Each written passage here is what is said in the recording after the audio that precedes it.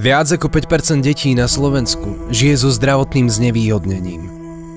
Náročnosť takéhoto života sa týka nielen ich, ale aj ich rodín. Pre nich sme sa rozhodli vybudovať respitné centrum. Zariadenie, ktoré je v zahraničí štandardom, ale na Slovensku v podobe, v akej ho plánujeme my, chýba.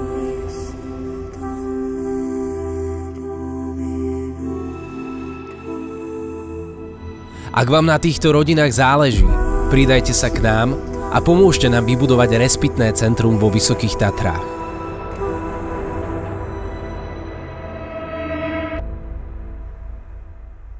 Pre viac informácií nás sledujte na sociálnych sieťach.